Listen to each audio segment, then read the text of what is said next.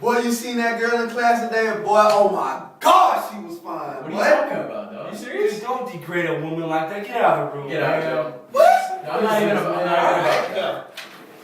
Come on, man. That's Anyways, Why so would you do that? about this misrepresentation video, I learned some stuff and saw some stats that I really didn't think I would see. Like, freaking how much like girls have changed from like the year like 2000 to like they do now, or like 2013. Like girls are so much different now. If you really think about it. Throughout high school, you know, every day they're worrying about looking good every day and not worrying about their schoolwork, you know? It's just, it's a shame. I thought it was crazy, like, just how much pressure, like, they had to look good, dude. Like, I think, you know, obviously guys, as guys, you know, we'd like to look, like, at a good-looking girl, but I think they take it way overboard sometimes, you know? Like, way over. I know they want to impress us, but I think they definitely... You're trying too hard. Yeah. In a way, yeah.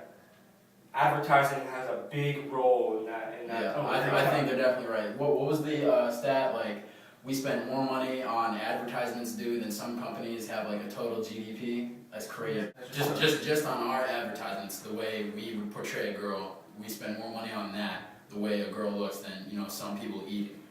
You know, in a whole other country. That's crazy.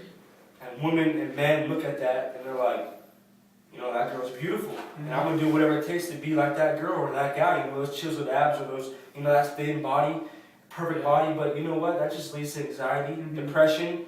I think it's definitely true that like girls think of themselves as objects rather than like human beings. I wouldn't say all women, but I would say a majority in the United States. Oh yeah. Just, you know, music industry, so corrupt. Advertising, for example, Carl's Jr. They have a beautiful woman eating a burger, which is totally irrelevant to the whole advertising itself. You know, or they've got like that the hottest girl, you know, in a bikini eating a burger on a beach, like.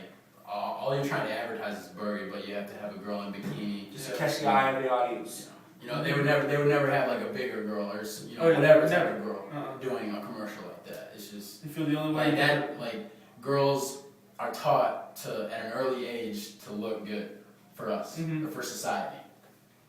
It's crazy. I mean, it's kind of hard because advertising. The point of advertising is to sell a product, correct? You're right. Yeah. Okay, so to sell a product, you gotta catch the eye of the audience, correct? Correct. And so with that, humans automatically have a natural reaction to get their eye caught to a beautiful woman. Beautiful, you know, just, you know what I mean? Like, and that's what the advertisers have done. I mean, that's what their job is. You know, how are they gonna catch your how they eye? can influence, you know, how they can influence the audience. there are plenty of other ways to do it, just not one way, particularly with using women and.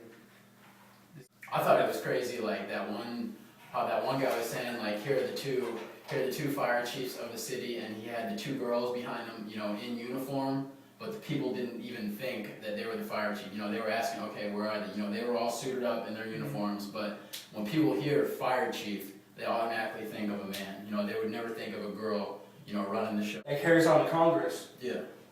Terry, what's the statistic for Congress? And Like, there's only been, if I remember correctly, somewhere around like 34 women in Congress compared to like 2,000 men. I mean, obviously, I think for sure if we want some kind of change in our society, we definitely need to have some more women in Congress. Yes. I mean, that's just where all the power is. I mean, all the rap videos or any Carl's Jr., any type of advertisements with girls, you know, dressed in some type of lingerie, bikini, swimsuit, you know, that's just not how it's not how a girl's supposed to look, dude. That's not how a girl is supposed to want to look. Like, she's supposed to want to be herself, grow up the way she wants to grow up, you know. It starts at an early age, too. Yeah. Barbies.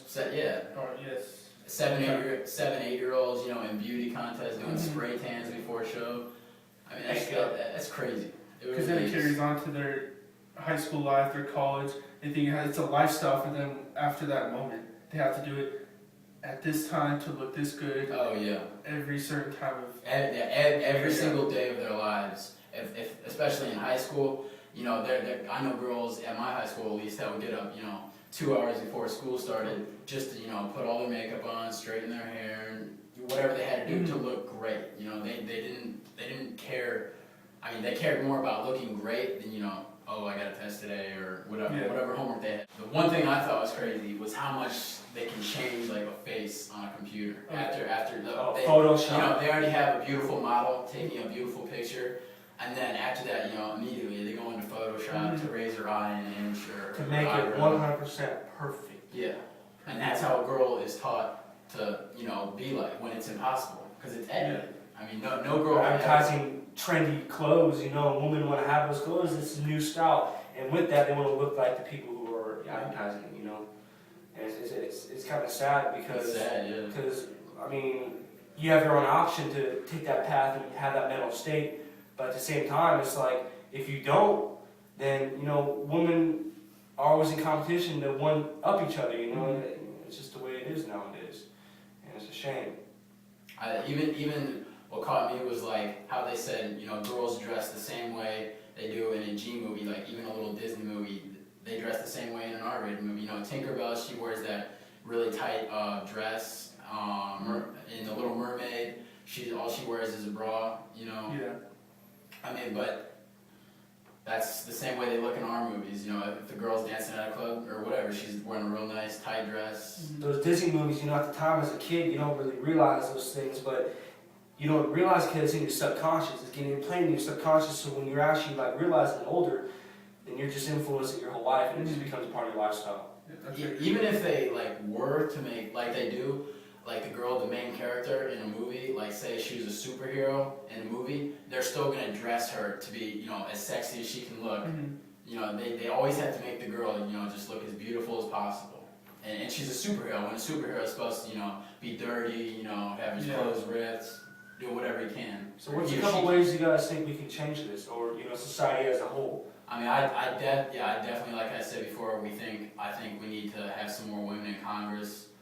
The way women are perceived and like the way they think they need to dress or look has got to stop. There has to be a whole slowdown of the media concept.